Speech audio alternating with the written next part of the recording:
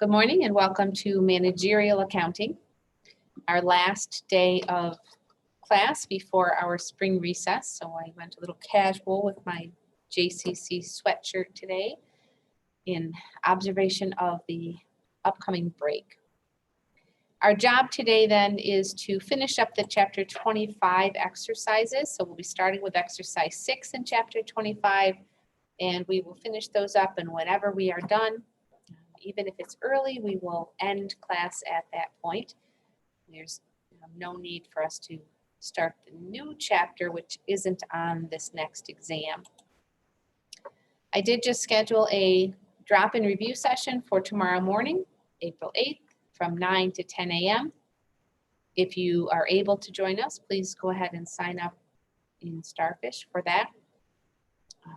At this point, I don't know what we would cover. We can certainly talk about the chapter 25 problem, chapter 24 problem, anything that you want to talk about. If there's something specific you want to do, and it's something I might need to prepare for, like getting additional exercises to, I don't know, emphasize some particular topic, you could send me an email and let me know that. But if you want to go over existing assignments, I don't need to know that in advance. So that's scheduled for tomorrow morning, if anyone wants to join us. Speaking of the chapter 24 problem, I just wanted to mention this. I had pointed out to you that in the reference materials folder, there was this helpful hints for the transfer pricing part of the problem, which is most of the problem. And I realized going through this with someone the other day that I had included in the hints specific dollar amounts. And because of the algorithmic way they generate the problems, the dollar amounts for this semester didn't match up with what I had put in here last semester. And so I have removed the references to specific dollars. And now the hints just say, the problem says how much this should be. So hopefully that did not confuse anybody if you were trying to use these hints and thinking, where is she getting these numbers? The numbers were from a different algorithmic version of the problem. The problem was exactly the same, but just different dollar amounts for the pay rates. Back to our calendar. Oh no, actually, as long as I'm here in the reference materials. No, we'll wait for that. A little bit of indecision this morning. Back to the calendar then. So we'll finish chapter 25 today. Reminder, this is the last chapter on exam 3. You're welcome to take that exam anytime. If you do the problem tomorrow and want to take the exam tomorrow and then just not need to think about managerial accounting over your spring break, you are absolutely welcome to do that. The exam is open now. There is a practice set for that exam. And I would encourage you, as always, to take a look at that practice set to make sure you're prepared for the exam. My inclination is not necessarily to look at the exam today, although I'm not against that if there's a desire to do that. Normally before the exam, I do pull it up and we talk about what's on there, how many questions and that kind of thing, just to maybe settle people down who might have some anxiety related to exam taking. Is there a desire to look at that today? Are people thinking that you might want to take the exam before break? Or should we just wait until the week we come back? The exam is not due until April 24th. What do you think? I don't care one way or the other. But I'd be down to see it today. Okay, thanks, Darwin and JP. So let's go ahead and do that.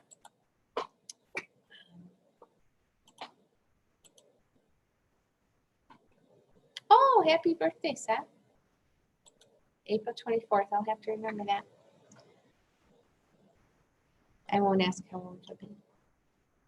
So let me just find the exam here.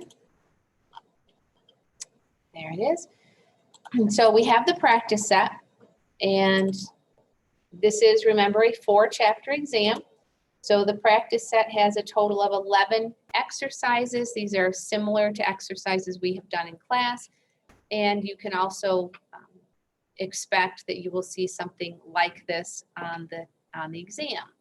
So the exam has the practice set has 11 exercises from the 4 chapters, 22, 23, 24, and 25.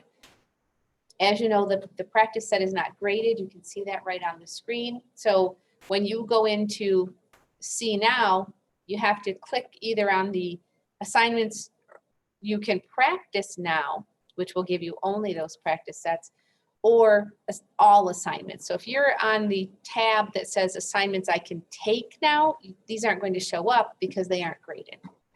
So make sure you're on one of those other options to see the practice set. The practice set, the grade does not show up in your in your Blackboard gradebook at all because they're not truly graded, but I can see whether you've done them or not. So I don't necessarily look at that except as information kind of in a general way. How many people are doing these? In general, are people doing better if they use the practice set or not? So it's just interesting information for me, but I'm not looking specifically to say, ooh, did Drew do the practice set? No, that's not something I really need to know. If you feel like you're prepared for the exam without it, you don't have to use them, but they're there in case you find it useful. Let's see if it'll let me go back. Not. So So I just accidentally opened the test instead of the practice test. Huh. So I'll see it and then open it later. Yes. Let me pause the recording here for a moment. Okay, so a bit of a pause there, but now we are recording again, and I'm just going to look at the test itself.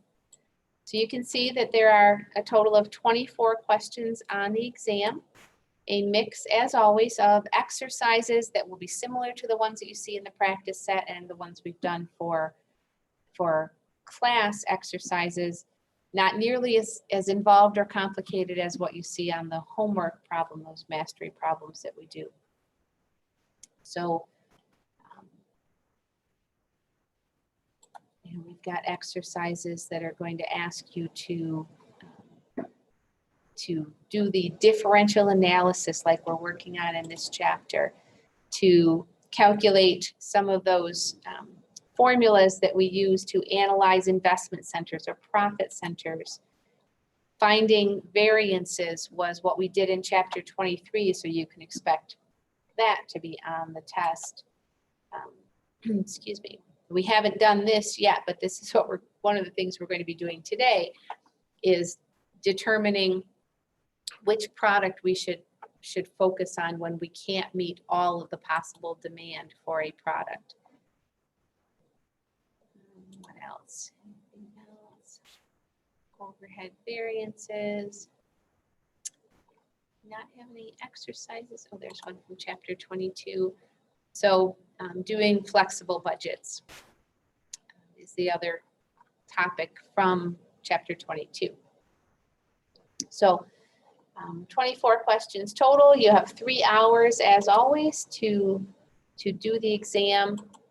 Once you start the clock, you can't pause it. Same rules we've had all through financial accounting. If you are trying to get ready to take the exam and have questions, I don't know if I said this on Tuesday or not, but even though we are on break next week, I'm not going anywhere. I may even still be here in the building working. My goal for next week will be to get through the projects for everyone who has submitted and for this class and for financial accounting. And so I will definitely still be around. If you have questions, if you need to go over something, please don't hesitate to reach out. I know I hear things, people say, well, you're on break or it's too late at night or whatever. If you have a question, just ask. And if I'm not available, then I'll get back to you as soon as I am available. Somehow I think people worry about waking me up or something if they email too late at night. Chances are I'm awake anyway. But if I'm not, it's not going to wake me up. So Any questions specifically about the exam or what's coming up, what's on the calendar, anything else?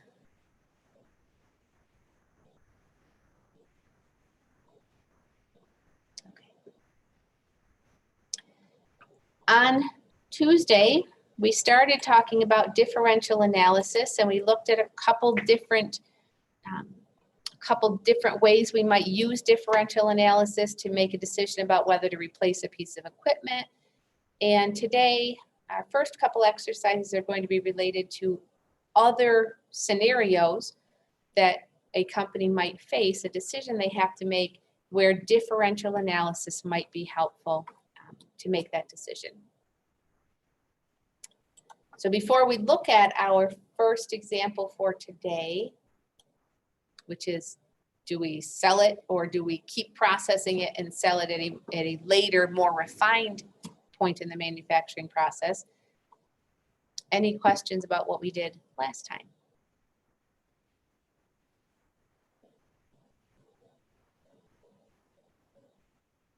All right. Well, as I said, our first exercise for today, exercise 6 in chapter 25, is a question about at what point in the manufacturing process should we say we've gone far enough, let's just sell it now. And as you can imagine, the decision is going to be very similar to the decisions we were looking at on Tuesday, which is, well, how much more will it cost us and how much more will we get? We're still doing that marginal or differential or incremental analysis of, we're at this point, what happens if we institute some change? What will change? What is different? And so we're only looking at, in this case, when for sell or process further, if we process it further, we can sell it for a higher price, but it will also cost us some additional expenses, some manufacturing costs to do that additional processing. So is the extra revenue worth the extra cost? And it's a pretty simple analysis, at least the way we look at it. Now, it may not be in the real world. It's never as simple as we make it in class, but you can, again, scale, as I've said many times before, you can scale up what we're talking about here as long as you have those concepts in place of what are we considering. So while I was talking, you have probably already read what was on the screen. I've mostly summarized that for you anyway.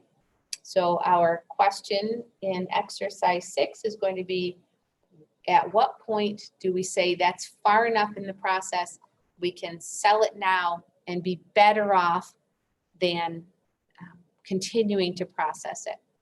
So let's go to our first exercise. Get my computer to cooperate with me. And our first exercise deals with a company that is selling coffee. Dakota Coffee Company produces Colombian coffee in batches of 7,500 pounds. The standard quantity of materials required in the process is 7,500 pounds, which costs $6 per pound. Colombian coffee can be sold without further processing for $9.80 a pound. Colombian coffee can also be processed further to yield decaf Colombian, which can be sold for $11.60 per pound. The processing into decaf Colombian requires additional processing costs of $6,300 per batch. The additional processing will also cause a 5% loss of product due to evaporation. We are asked then to use those data to prepare a differential analysis to decide, should we sell it as Colombian or should we continue to process it, pay the extra $6,300 per batch to process it into decaf and then sell it as decaf, where we can sell it for what, $1.80 extra a pound. But remember, we'll have fewer pounds to sell as well. And so we start with, my calculator on here, we start with the alternative that we just stop when it's regular coffee. And so if it's regular coffee, we'll have 7,500 pounds of that to sell, and we will sell it for $9.80 per pound.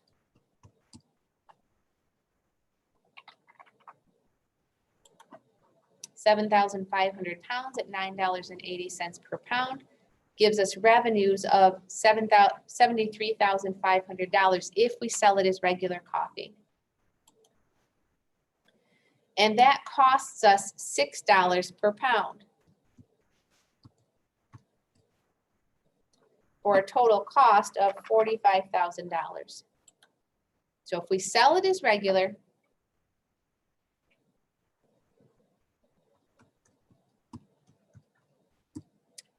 we make a operating income of $28,500. Everyone agree with that?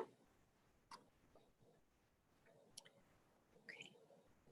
Let me get my annotate back up here so I can show on the screen the math for the next part. So if we decide to process it further and take that regular Colombian coffee and process it into decaf, we will lose 5% of that. So the 7,500 pounds becomes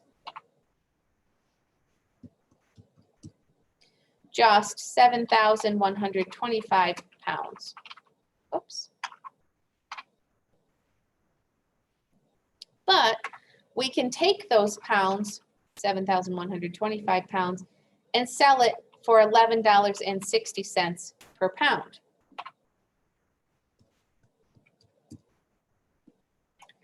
And so our total revenues would go up to $82,650. So that sounds better, right? We'd rather have revenues, all else equal, we'd rather have revenues of $82,650 rather than $73,500. The increase then would be $9,150.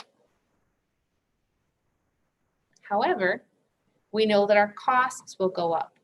Our costs will go up by $6,300. So rather than just having $45,000 in costs, we will now have $51,300. Before we even do the rest of the math, we already know, we should be able to see what our answer is going to be, which is we get more than $9,000 additional dollars in revenue for $6,000 extra in cost. Sounds like a good deal to me. And we know the difference there is $6,300.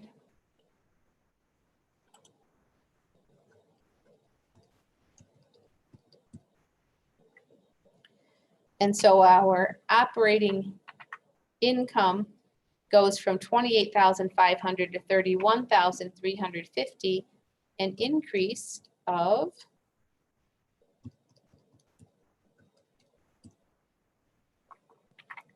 $2,850. So an extra $9,000 in revenue, but an extra $6,000 in cost. All else equal, we would say, yeah, we should process it further into decaf.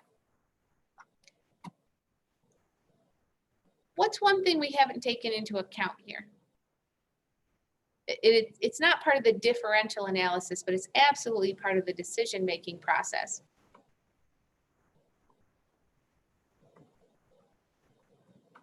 Are people going to buy, if we make all of our coffee into decaf, are people going to buy all decaf? Or do we have current customers who are going to go to some other brand if we stop carrying regular coffee? Are there people who, like I do, I have a specific flavor of coffee, well, it's not flavor, roast of coffee that I really like. And so I drink the regular in the morning, and later in the day, I drink the decaf version. You know, if they stop making the regular, I don't know, I could switch my decaf to some other version as well. So we have to take that demand piece into account as well. So it may be that they want to, and we'll get to this in one of the exercises we look at later in class, But it may be that they have to figure out, well, how much decaf could we sell? What changes is this going to make in our total demand? And maybe they make part of the coffee into decaf and part of it they still sell as regular. So they may want to meet all the demand that they have for decaf, and any remaining product is regular. Maybe they have a mix that they need to carry. You know, maybe some of their customers say, we're not going to buy only decaf. So if you are only selling decaf, we'll just go to someone else. So we need to take all of that into account. We've done what we need to do here with the financial impact, but we haven't talked in other than hypotheticals like we're doing here.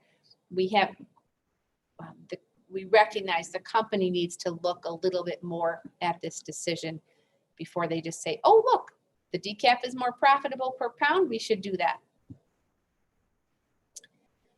The next question then is determine the price of decaf Colombian where we would be ambivalent, where we don't care one way or the other, where it's the same profit. There's neither an advantage nor a disadvantage for processing it further. So what's kind of the break-even point or the crossover point where where processing it into decaf no longer makes sense? So we want to know at what point would the coffee, 7,125 pounds of decaf, exactly cover the extra $6,300 worth of expense, right? So let's see. If we take the $6,300 in extra expense for the 7,125 pounds, $6,300 divided by 7,125 pounds. And hopefully you guys know that symbol, long before it was the hashtag, it was the pound sign. I probably shouldn't use that. Do you guys know that that's the pound sign? Yeah. JP, did you know that? What people today call a hashtag? Do you know that that stands for pound also? You don't look like you're sold on that. So it does. It's also the number sign. Probably more familiar with that one. Yeah. So very quick story. When I was having this conversation a few years ago, a student in the classroom said, yeah, so he had called like an 800 number, not in a bad way, an 800 number for customer assistance. And it said to like put in his, number followed by the pound sign, and he didn't know what that meant. He had no idea how to proceed with this call because it needed him to put in some number followed by the pound sign. And he's looking at the keyboard going, what's the pound sign? So I thought that was very funny.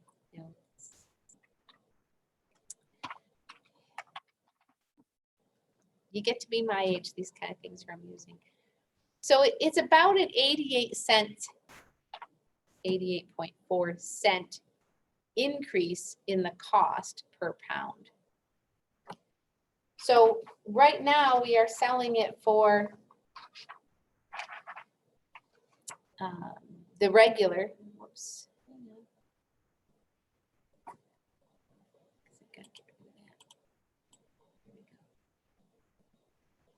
So right now we're selling the decaf for $11.60 a pound, and we're saying how low could that go before we'd say it's not worth it. The regular is sold for $9.80 per pound. And so if that goes up $9.80 per pound, if that were to go up by 88 cents, that's $10.68 per pound.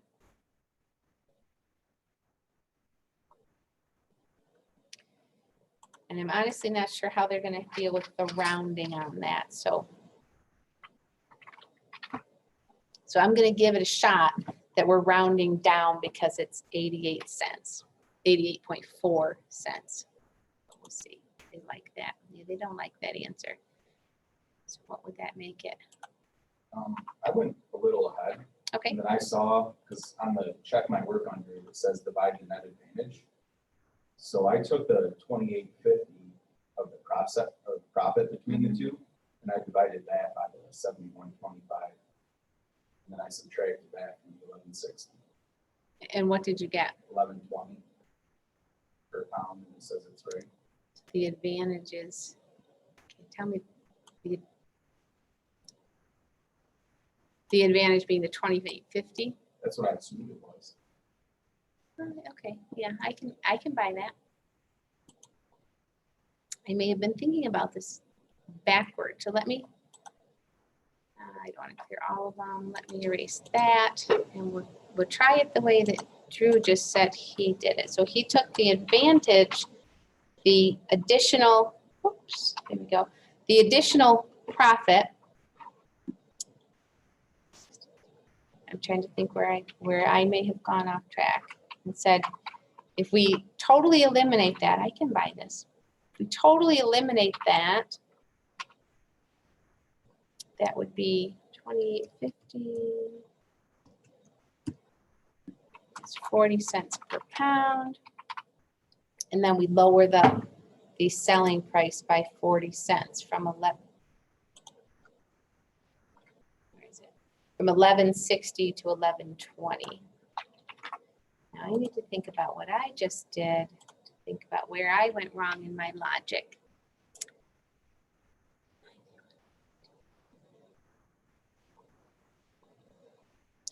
Yeah, and I'm sure that the reason that my logic did not work is because of the difference in pounds from the 7,500 that they sell as regular versus 71.25. So yeah, that approach makes more sense.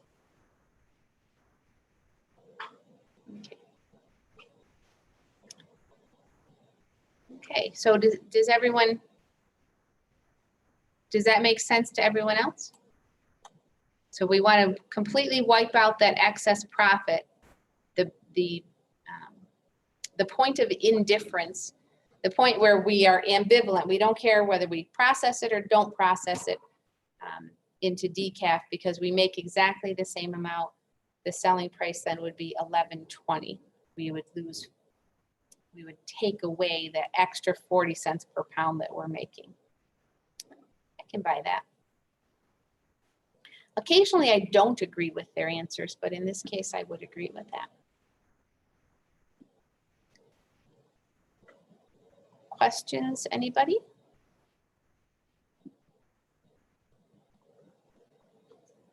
Okay. Clear my screen, and we'll keep going. Oops. And so in our next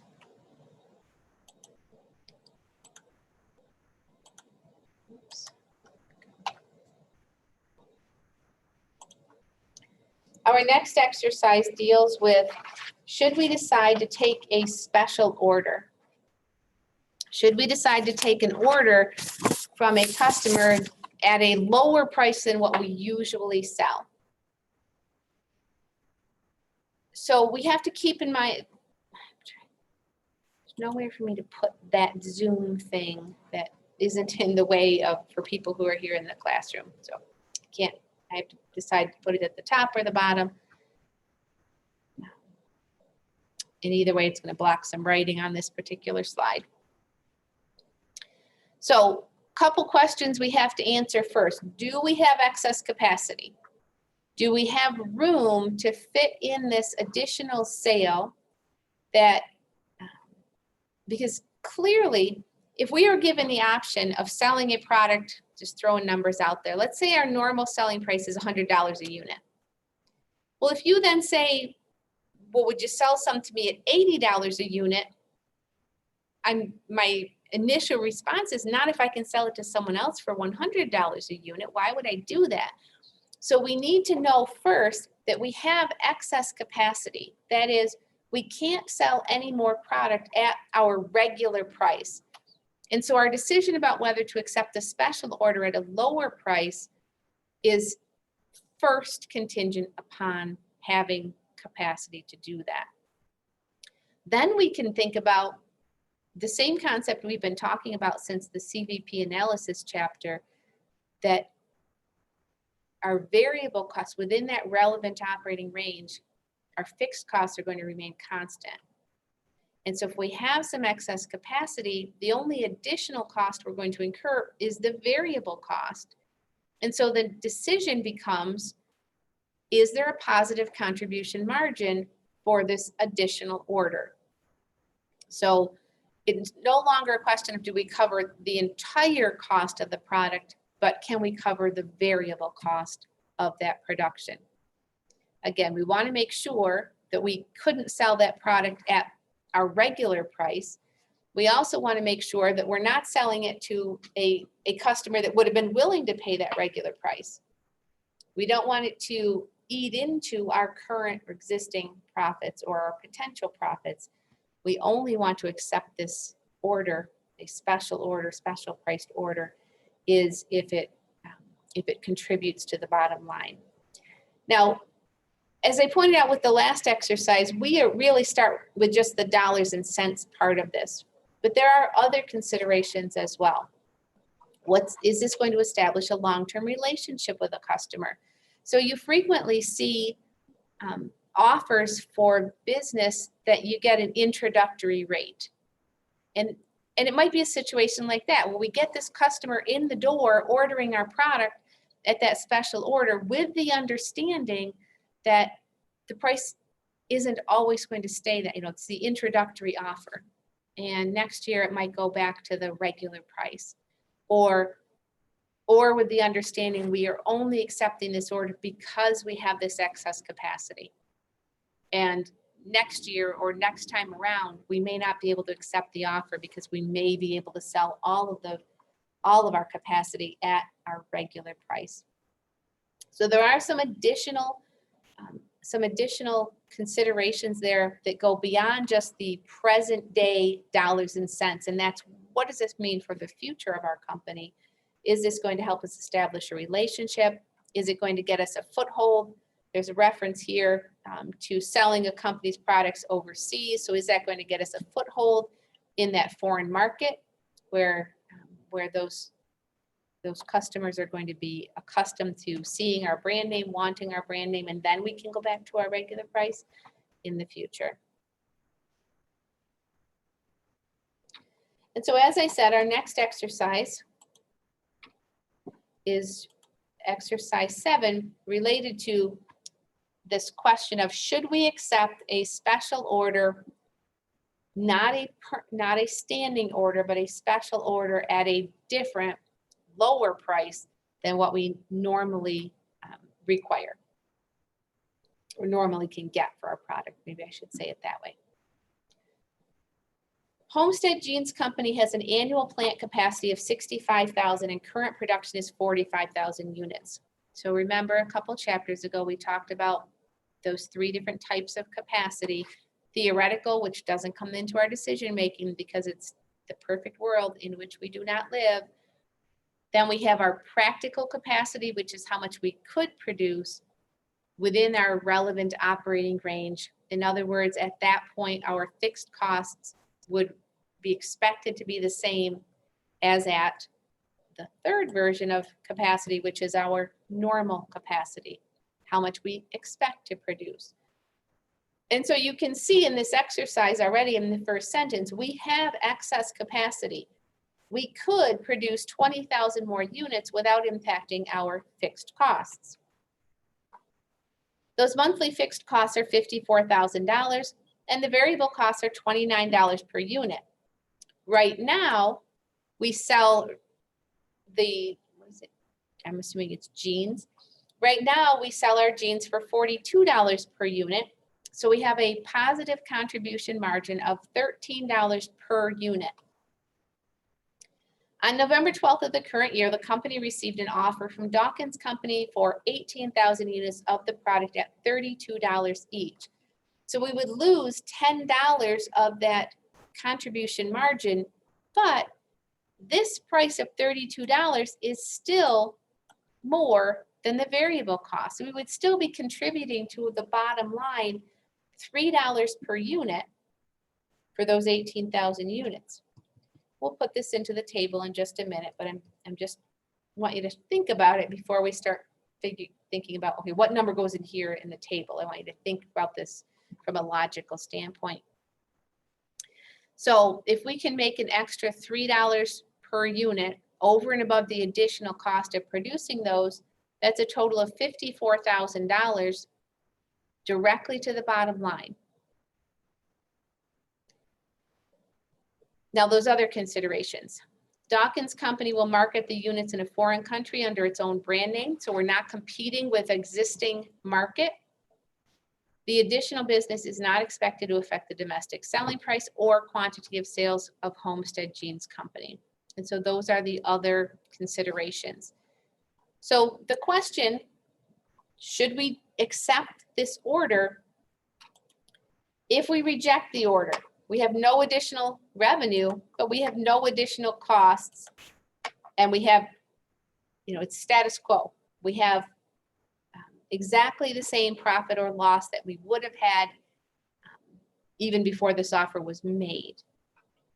Well, what if we accept the order? If we accept the order, we can sell an additional 18,000 units on top of what we are already producing at $32 each. So our revenues go up by $576,000. But we have some additional variable costs. Again, within our practical capacity, the assumption is our fixed costs will remain the same. And so the only thing we will need to do is cover those variable costs. Those could include both product costs and operating expenses. So we might have some additional selling and administrative expenses for invoicing. Maybe we pay commission to our sales people. I don't know. But there's that $29 in variable costs, as we've seen in earlier chapters, may not be all product cost. So it may not be just direct materials and direct labor. There's some additional costs of maintaining this customer as well, as I'm assuming as a new customer. So $29 per unit for the 18,000 units. We have additional cost of $522,000. And so I had already done this part of the math. The extra $3 per pair for 18,000 pairs of jeans will contribute $54,000 directly to our bottom line, to the operating income. So that's pre-tax.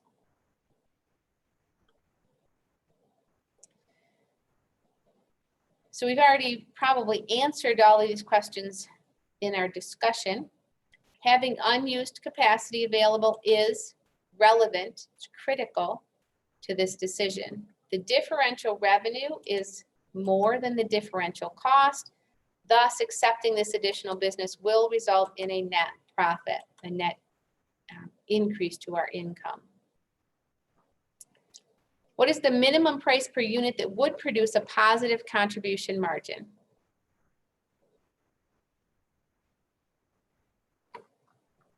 Well, a contribution margin that is exactly the same would be a price of $29, right? We exactly cover our variable cost. So it says rounded 2 decimal places. So I'm going to try $29.01, where we make an extra 1 cent per pound. And we'll see if it likes that. Oh, but it did like my answer. So $29 is, in the last exercise, we were asked for that, the point of indifference, where we have exactly the same results. This, they phrased a little bit differently.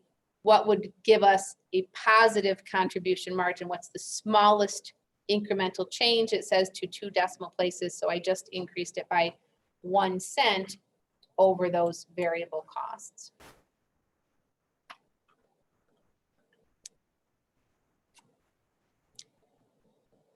Questions on that? Again, but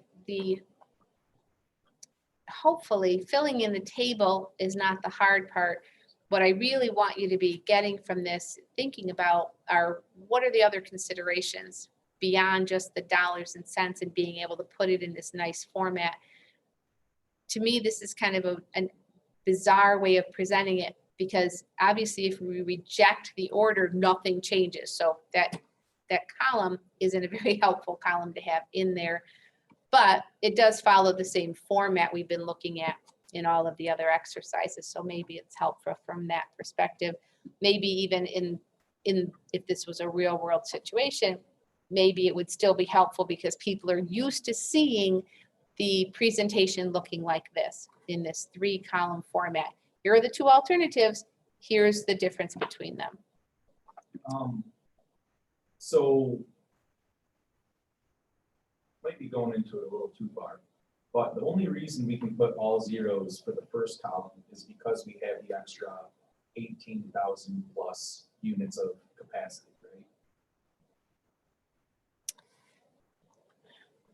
Not sure I understand the question. So So We- if the annual plant capacity is 65,000 Mhm. units, current production is 45. Mhm. That means technically they can get an extra 20,000 units out of it. right, So if the plant capacity was some number lower than the 18,000 that Dawkins is asking for, we would take whatever the overlap is out of what we're already producing.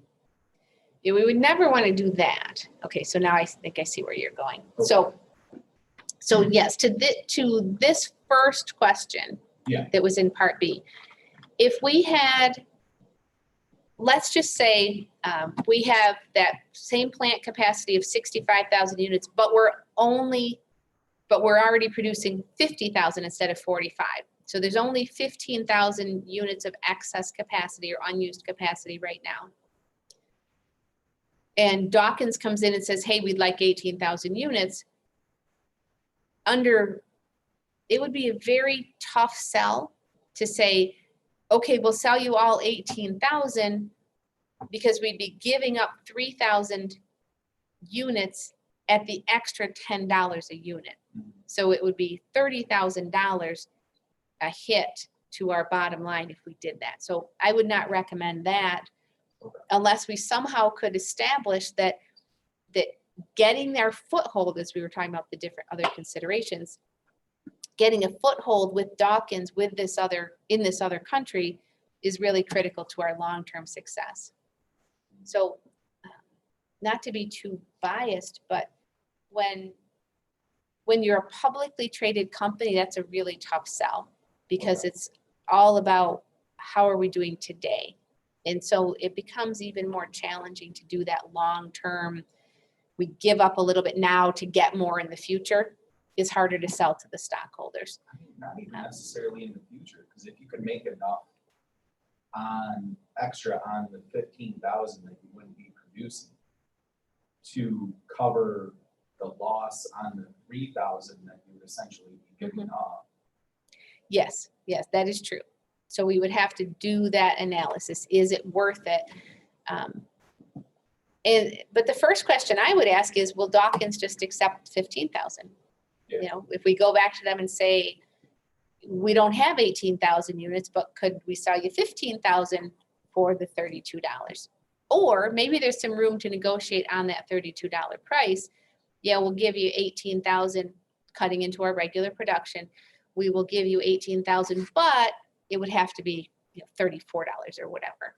So yeah, we would definitely want to make sure. The other question, and we certainly don't have the answer to that, is we know the current production is 45,000 units. The assumption is those are already sold. So do we have contracts with other companies that we can't just say, sorry, we've got a different buyer. We're going to sell to Dawkins instead. So, we don't have the answer to that. How much, how committed are we to that 45,000 units? So with the concept of pull-through production that I've really been trying to push, that you understand that efficiency piece, my assumption is the 45,000 units are already sold, are already committed to other contracts. Okay. So, and we certainly would not want to be in a position of breaking a contract like that. So, if you are a privately held company, you have a lot more flexibility because you're not answerable to anyone outside the company. You're answerable to the owners, and presumably the owners are already closely involved with those kind of decisions. When you are a publicly traded company, you answer to the owners, which are the stockholders, and those stockholders have that separation from the actual running of the business, and it's much more critical that you are meeting the current objectives. And so it becomes more challenging to take that long range approach for giving up a little bit now to get more later. Not that it can't happen, but it is a much more challenging situation.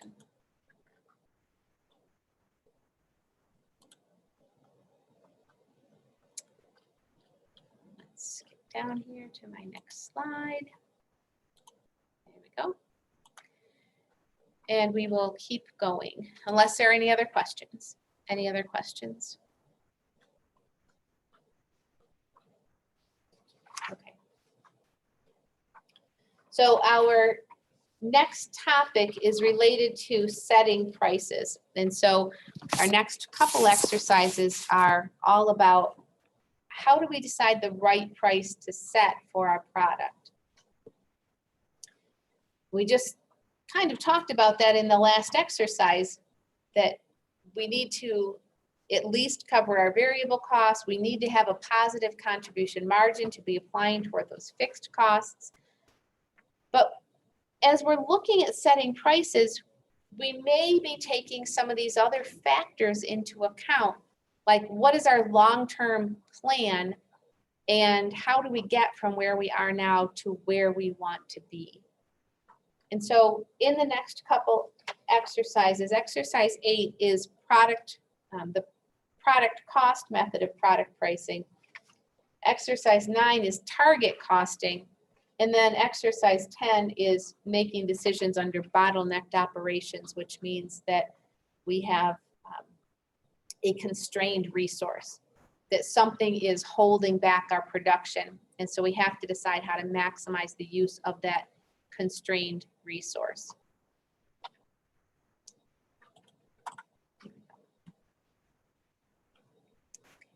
So as we're setting our prices, we can use demand-based method, which is how do we maximize our profits? How much are our customers willing to pay? Now, that does not mean that we're going to set the price as high as we can get one customer to pay.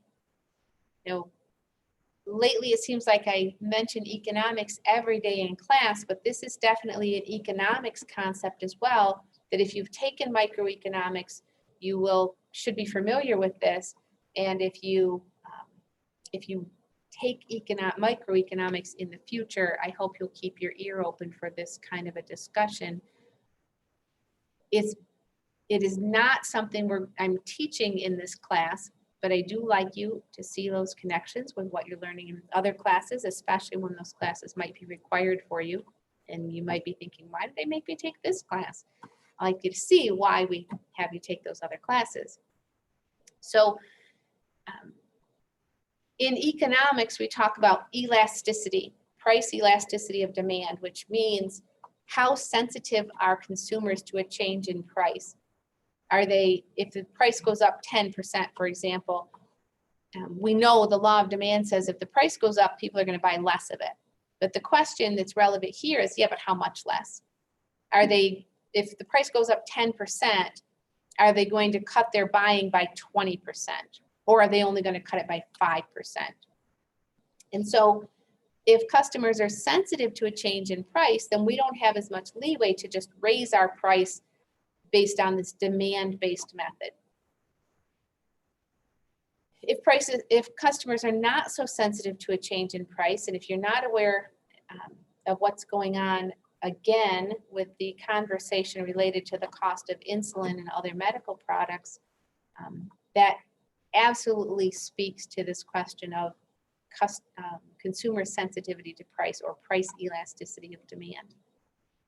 Problem with something like insulin is usually people that are buying insulin don't get a choice in whether they just aren't going to buy it. They're kind of stuck in, well, no matter how much it is, I still need it. Right. And so there are really two things that go into that understanding of elasticity. One is it a luxury versus a necessity? And as Drew was just saying, insulin's not a luxury. And the other question is, how big a part of your disposable income is this?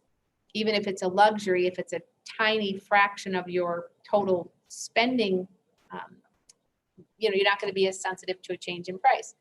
So one of the examples that's really clear, I think, probably most of you here have at some point in your life done some grocery shopping. Especially if you are responsible for your own food intake. So probably most of you have purchased salt. I'm just guessing. Most of you at some point in your life have purchased salt at the grocery store. Do you know how much salt costs? Would you know if the price doubled the next time you bought it? Probably not, because salt is pretty cheap. And it's also more of a necessity maybe than a luxury item. But because it's so cheap, you aren't really as aware or as sensitive to a change in the price. So for this purpose, for the purpose of this class, again, I want you to be thinking about those other considerations. But in general, if demand for a product is high, we can set the price higher. And if demand for a product is low, then we'll need to set the price low if we want to sell it.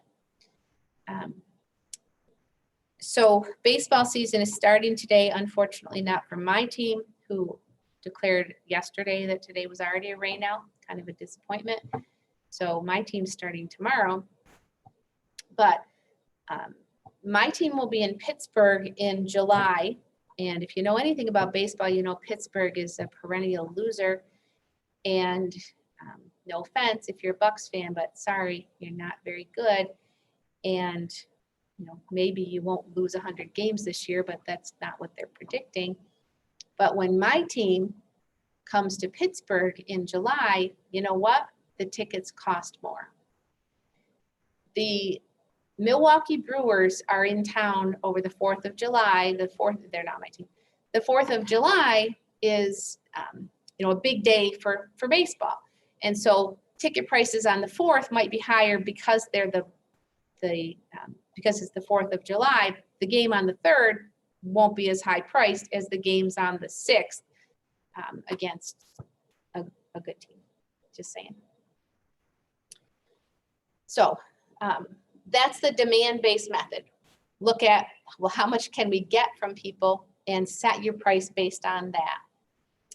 Another option is looking at, well, if there is competition, another economics term here, if there are substitute goods, if there's something that people will buy the other one if they can't get this one, we need to be more aware of the price of our competition. And so we may need to match that competitor's price. So in economics, we talk about market structure. The closer you are to pure competition, the more you need to match your competition's price or risk losing sales. Okay.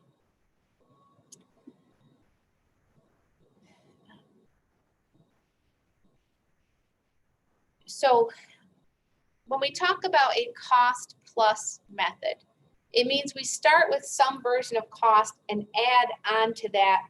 In economics, we might refer to it as a normal profit. We can set price starting with the total cost that's all in, including both the fixed and the variable cost, or the variable cost method, similar to what we just did in the last exercise, where we said, well, the variable cost is $29. We wouldn't sell it for any less than that. We need to have a positive contribution margin. So we're going to start with some version of cost and add a markup to cover our profit.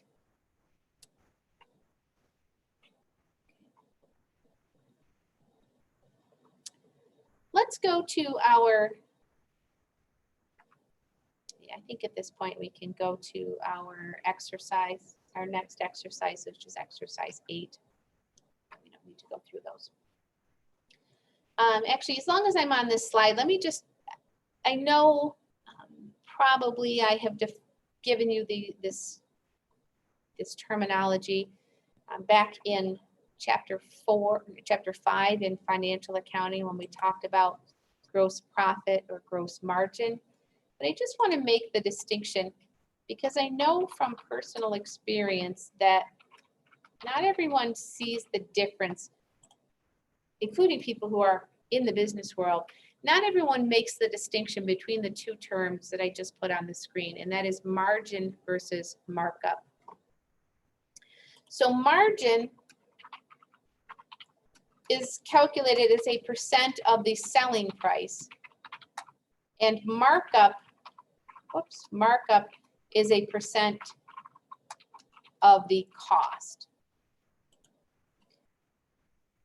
And there really is a difference.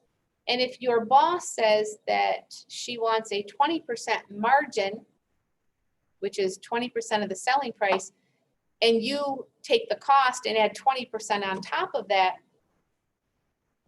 you've just put a markup of 20%, and 20% of the lower price, the cost, is less than 20% of the higher price, the selling price.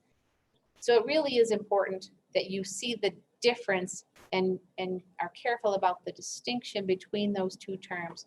Markup, which is based on cost, and margin, which is based on the selling price. Now we can go to our next exercise. La Femme Accessories Incorporated produces women's handbags. The cost of producing 800 handbags is as follows.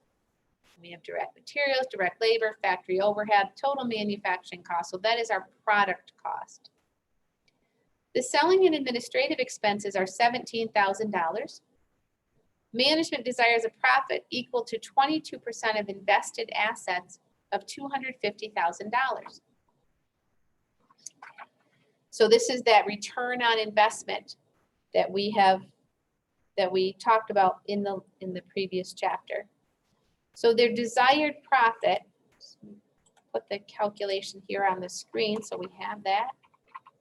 The desired profit is a 22% return on the $250,000 worth of assets invested in that manufacturing.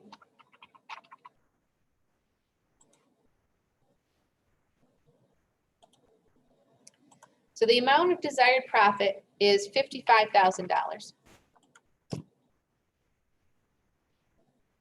Everyone agree with that?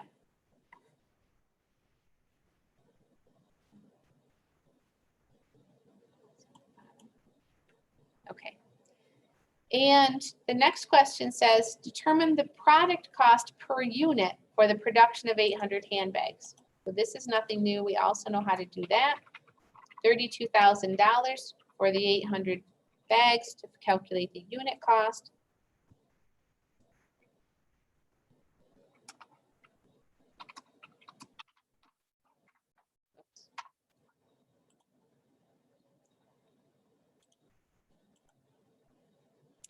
So $40 per bag is the unit cost. Determine the product cost markup percentage for handbags if we want to make $55,000. So I think maybe the easiest way to see this is to put together kind of a mini income statement to figure out what our revenues need to be to cover our costs. So we start with cost of goods sold, which we already know, $32,000. And our selling, I'm just going to call it S&A, selling and administrative expenses are $17,000. And our targeted profit or operating income, we calculated 55,000. So I should put a dollar sign in front of that. Okay. So how much would our revenues need to be so that we cover our product cost, the selling and administrative expenses, and leave us with $55,000? How much would our revenues need to be?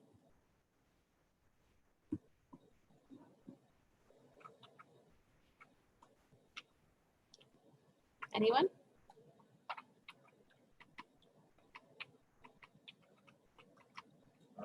$104,000. That's what I got. So $104,000.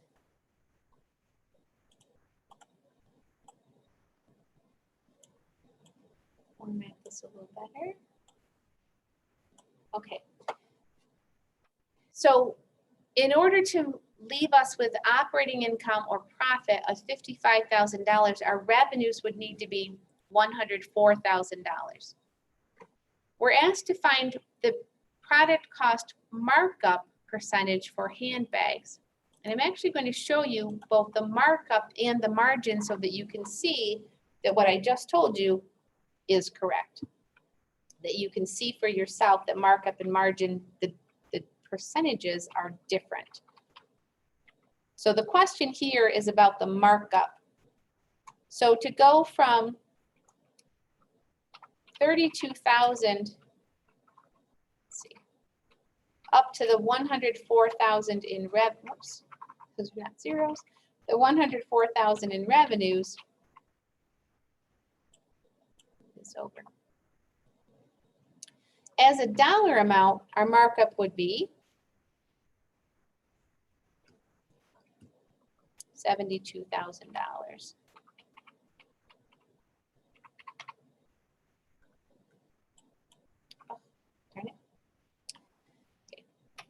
The margin is also $72,000. But when we express it as a percentage, as we are asked to do here, the percentage of the selling price is going to be different than the percentage of the cost. So the cost, $72,000 divided by the cost of $32,000, we have a markup of 2.25 or 225%. The markup of 2.25 or 225% is the markup. The margin, though, is expressed as a percentage of the selling price. So it's 72,000, same dollar amount, but as a percent of the sales. Obviously, the margin can never be greater than 100%. We hope.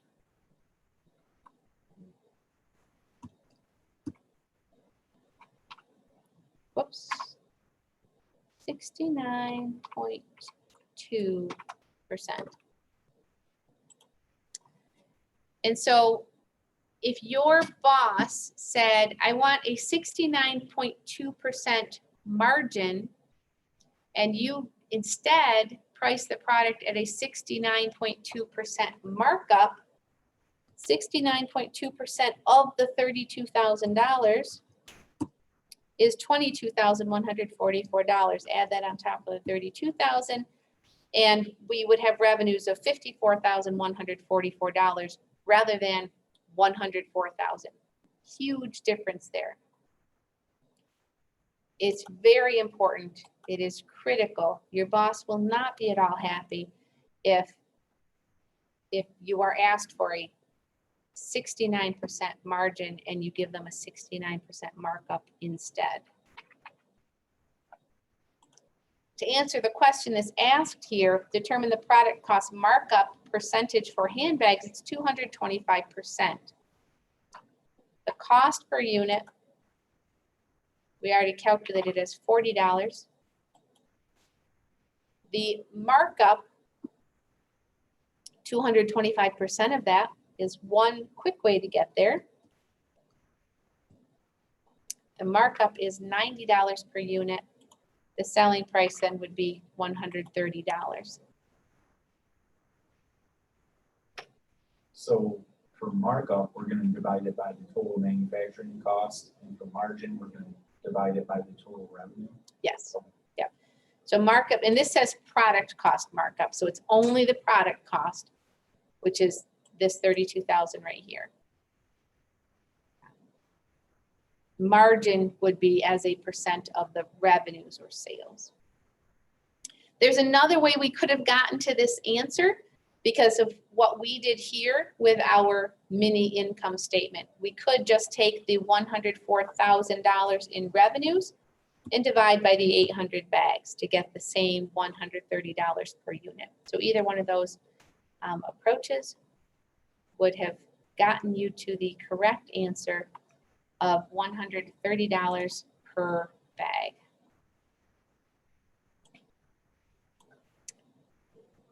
Any questions about that exercise? Okay. Here are my drawings and we will keep going. Here we go.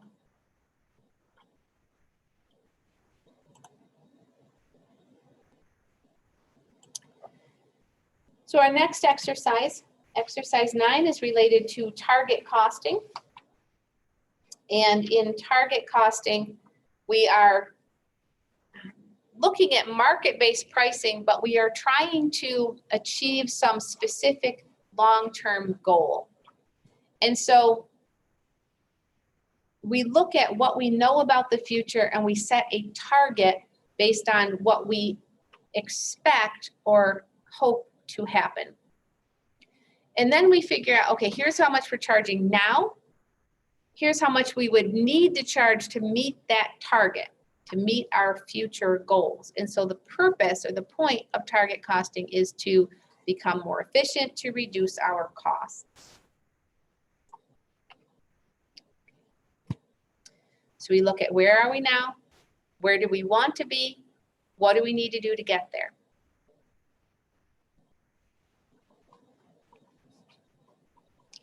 Let's go to our exercise. Toyota Motor Corporation uses target costing. Assume that Toyota marketing personnel estimate that the competitive selling price for Camry in the upcoming model year will need to be $27,000. So they've looked at what is the competition charging or what do we think they're going to be charging. Here's what we think the market will bear so that we can still sell the product. And again, it's not just one unit of the product, it's how do we maximize our profitability, not per unit, but in total. Assume further that the Camry's total unit cost for the upcoming year is estimated to be $22,500 and that Toyota requires a 20% profit margin on selling price, which is equivalent to a 25% markup on total cost. So again, we're making that distinction between those two words, markup and margin. So what price will Toyota establish for the Camry for the upcoming model year? So we're going to, they want the price, their target price is $27,000. But based on the additional information that we're given, the current unit cost is $22,500. And they require a 25% markup on that, or 125%. Oops. There.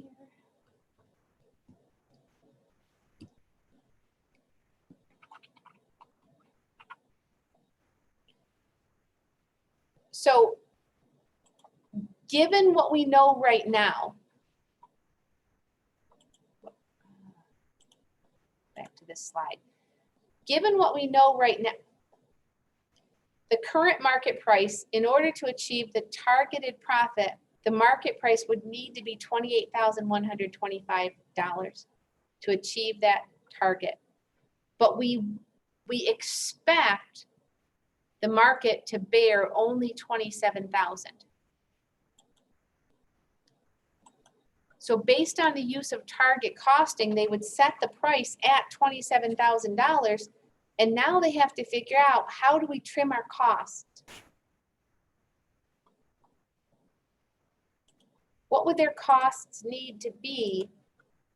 What would their cost need to be so that we could meet that 20% profit margin? If we set the selling price at $27,000, a 20% margin would mean the cost could be 80% of the selling price.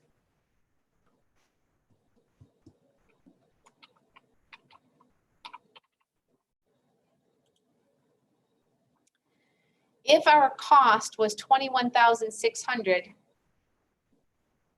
that would give us the 20% margin that we're looking for. And so here is the result of our target costing. What we have learned. Right now our cost is $22,500. We need to get it down to $21,600 in order to set the price at what we know the market will bear and still get the targeted profit margin. So Toyota does not set the price at $28,125 because their research tells them the market's not going to support that. We set it at $28,125, we're going to lose share. We're going to lose market. So instead, they set the price at what they think the market will bear, $27,000, and they seek to trim costs to get their costs below the $22,500 they are right now, down to $21,600.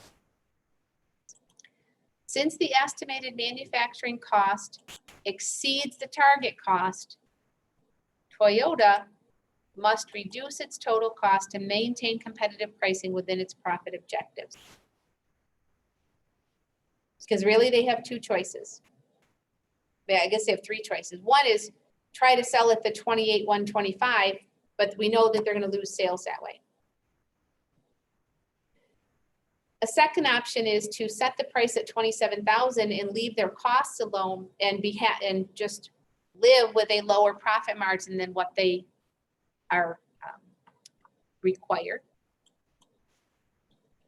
The third the best option, set the price at what they know the market will bear and look for cost reductions to bring the total cost down to $21,600 and allow them the best of both worlds. Make sense?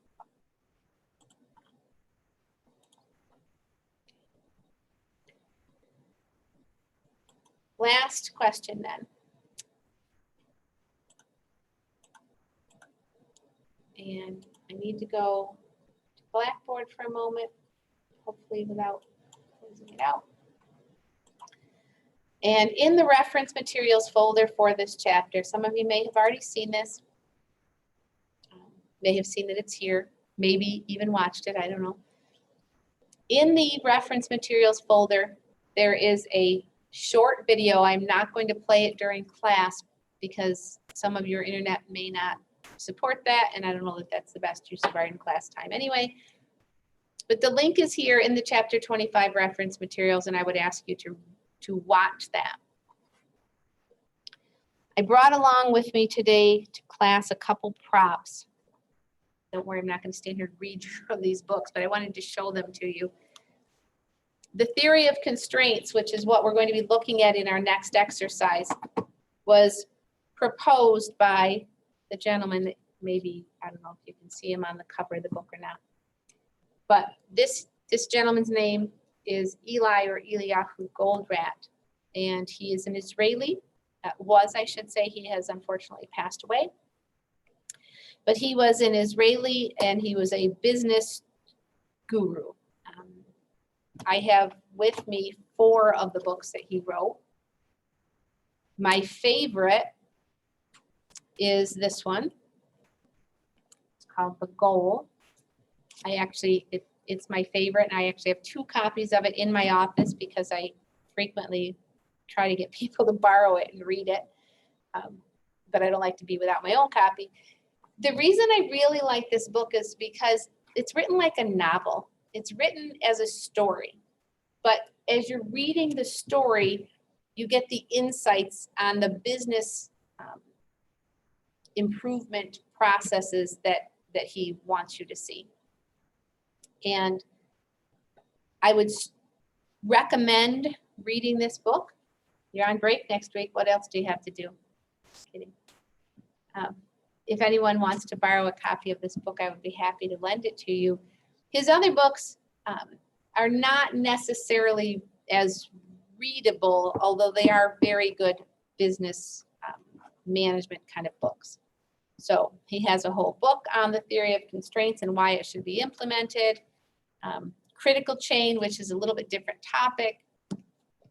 And then It's Not Luck. And so these are 4 of his very popular books. So what we're going to be talking about in our last exercise is related to this theory of constraints. So I just wanted to take the opportunity to talk for a moment about that. And now we're going to go to our exercise, but please do watch that brief video. What we're talking about in this final exercise for this chapter is how do we maximize our profitability when there's something that's holding back our production. And we call it a constrained resource.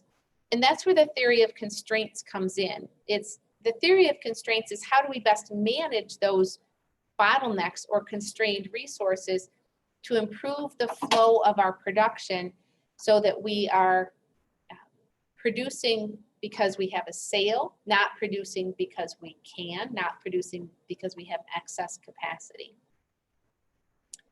In this exercise then, we are looking at mill metals. They make 3 different grades of metal.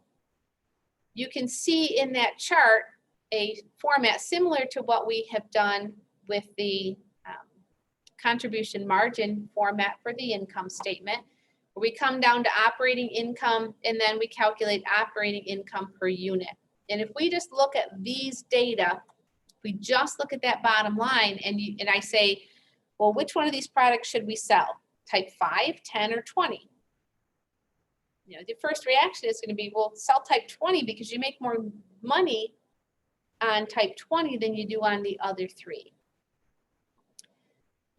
Yes, but one consideration, of course, is we have demand for that. But assuming that we have demand for as much as we can produce for any one of those, we have to decide what is the constraint on our production? What is it that holds us back from being able to produce more than a certain quantity of these products? Mills operations require all 3 grades to be melted in a furnace before being formed. The furnace runs 24/7 and is a production bottleneck. If it's already running 24/7, we can't use the furnace any more than it's already being used. So that's our holdup. That's what determines how much we can produce. And you can see that type 20 takes twice as much time in the furnace as the other 2 types. And so again, we're going to put this into our into the numbers down here, but I just want you to think about this. Okay, so if it takes twice as long, we need to make sure in order to say, yeah, let's produce type 20, it has to produce twice as much revenue or income, not revenue, twice as much income to justify using the furnace to produce that product. If it takes twice as long, it has to make us at least twice as much income. Make sense?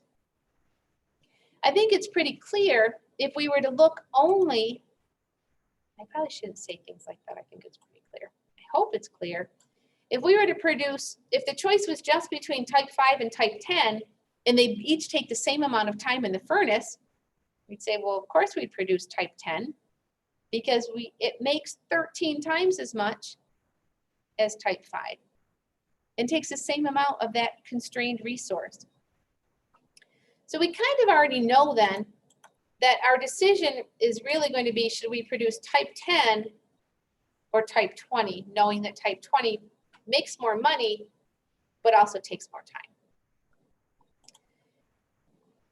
The approach that we need to take then is to determine not the operating income per unit of product, but the operating income or the contribution margin per unit of the constrained resource.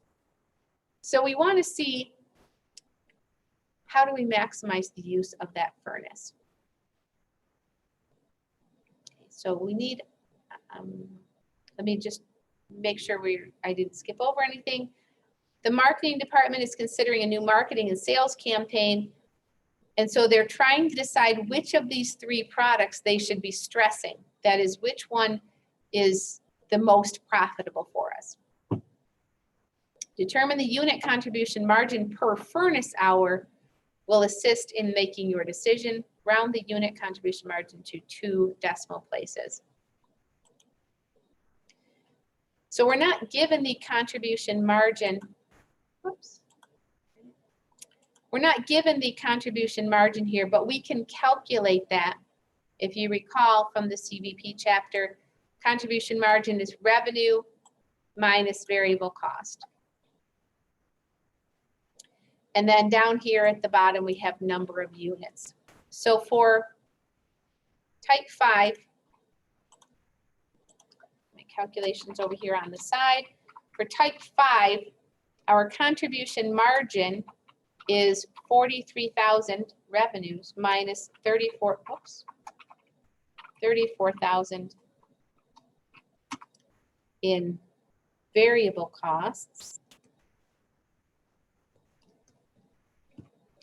And so, whoops.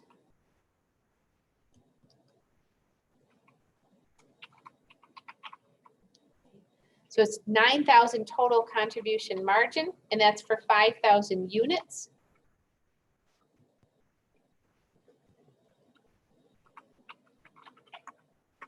Or $1.80 per unit. I'm just going to go ahead and put in the other calculations here, and you should try those on your own.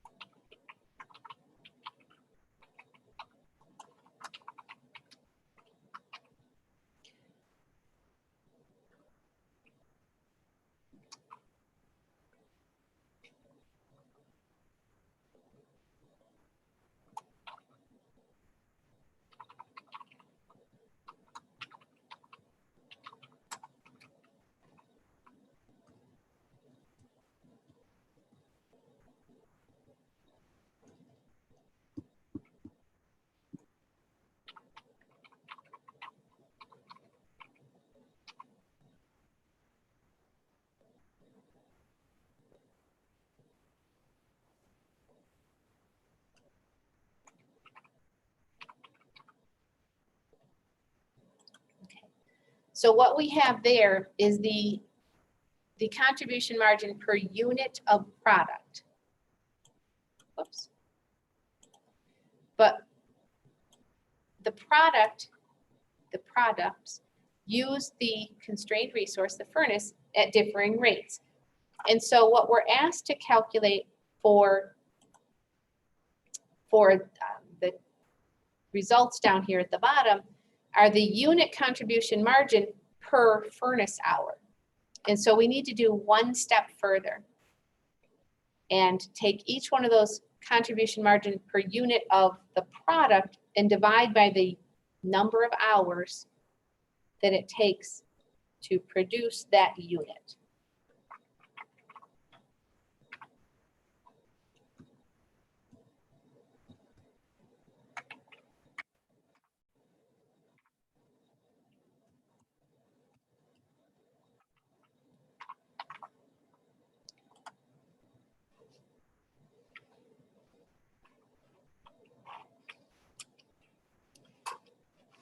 And so you probably already may have come to this conclusion based on what we talked about before we even started doing the calculations.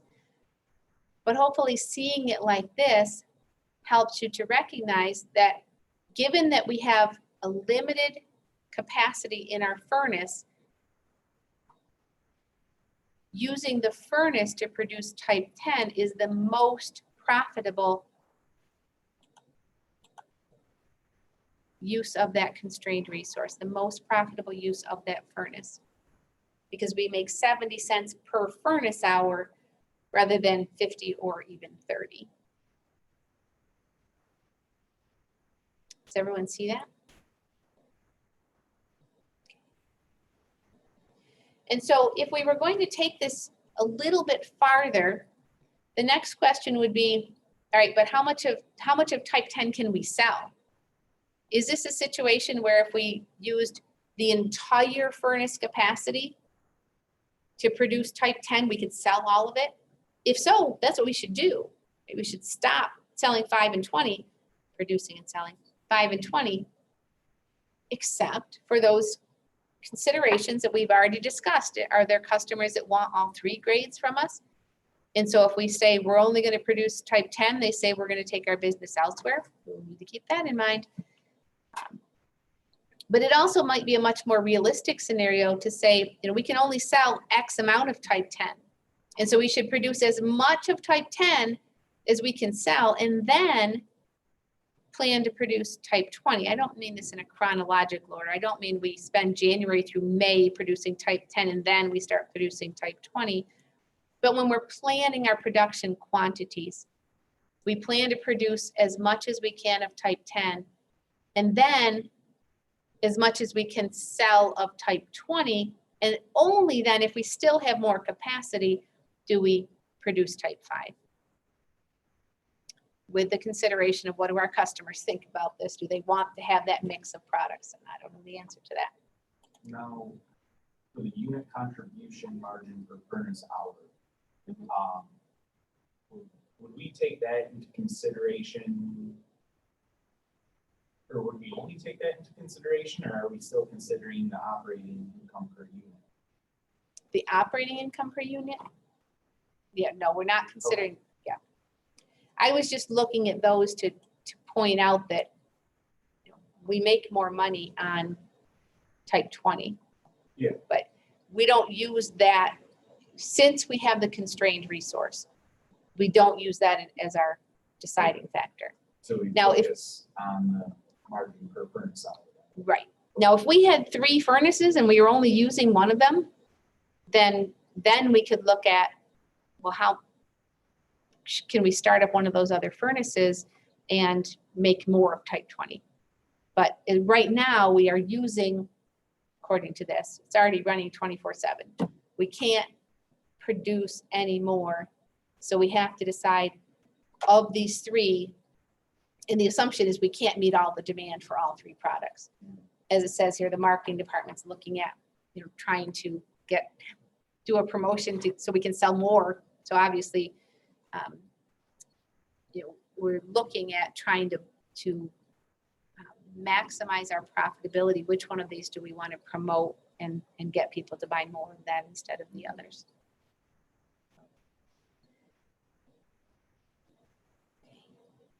So we're not done as early as I would have thought we would be, but a couple minutes early anyway. Does anyone have any other questions? Anything else you want to talk about? Our next class will be April 19th. That's 12 days from now. Okay, don't forget, I did schedule that drop-in review. If you want to plan to attend that tomorrow, please sign up in Starfish. All right. Otherwise, enjoy your break, and I hope to see you on the 19th.